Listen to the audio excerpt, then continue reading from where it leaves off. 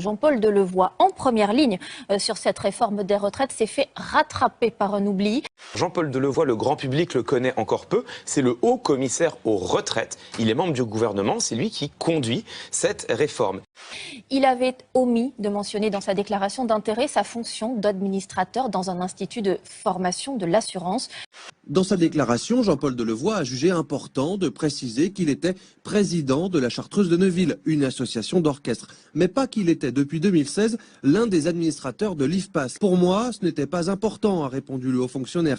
Il y serait bénévole et ne connaîtrait rien au monde de l'assurance. Dans sa déclaration d'intérêt, il n'a pas précisé qu'il était administrateur du principal institut de formation des assureurs, assureurs à qui la réforme des retraites ne déplaît pas. C'est le moins qu'on puisse dire.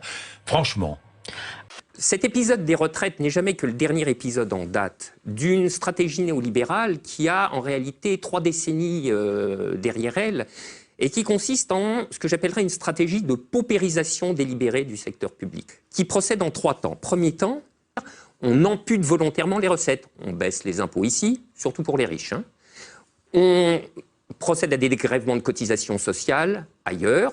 Deuxième temps, on se met une contrainte budgétaire dure. Alors, soit la surveillance des marchés financiers, soit, alors là, c'est la machine disciplinaire par excellence, les traités de l'euro qui vous disent le déficit, il ne doit pas dépasser 3%, la dette 60%, puis qui vous tombe dessus si jamais ça ne va pas, quoi. C'est le rapport des grandes orientations de politique économique que publie la Commission européenne chaque année et qui fixe chaque année ce que doit être la politique économique et sociale de la France.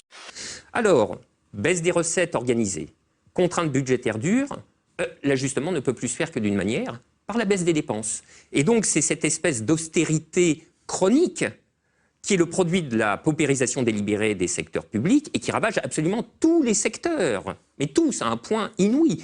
Leur sous-sol, les patients sont entassés dans un lieu sans fenêtre, cernés par des respirateurs et des appareils de dialyse.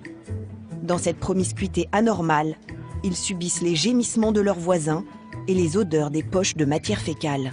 Sur ces images, tournées par les soignants, on voit l'eau couler par l'éclairage du plafond. Les secteurs publics, les uns après les autres, tombent dans un tel état de délabrement que les usagers qui aimeraient bien être fidèles au public n'en peuvent plus. Et donc commencent à envisager des solutions alternatives et vont se tourner vers le privé. L'hôpital, c'est ça qui est en train de se passer. Je veux dire, l'école, c'est pareil, le service public de l'emploi, c'est pareil, etc. Et les retraites, c'est la même chose. Emmanuel Macron veut favoriser les privatisations en France.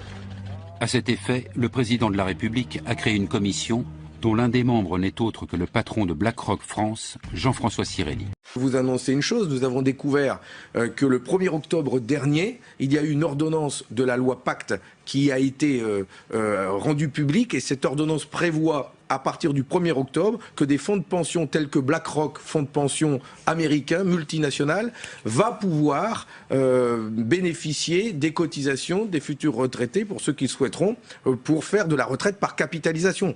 Le plus important pour moi dans la loi Pacte sur l'épargne retraite que vous venez de mentionner, c'est qu'on a compris qu'en France, de toute façon, nous ne changerons pas de système. Nous avons un système de retraite par répartition et nous le garderons. Je retiens un consensus pour conserver l'ADN du système de retraite français, un système par répartition. La loi Pacte de ce gouvernement a ouvert la voie à la retraite par capitalisation. C'est simple. Nous avons une réforme des retraites qui est un engagement que j'ai pris devant les Françaises et les Français.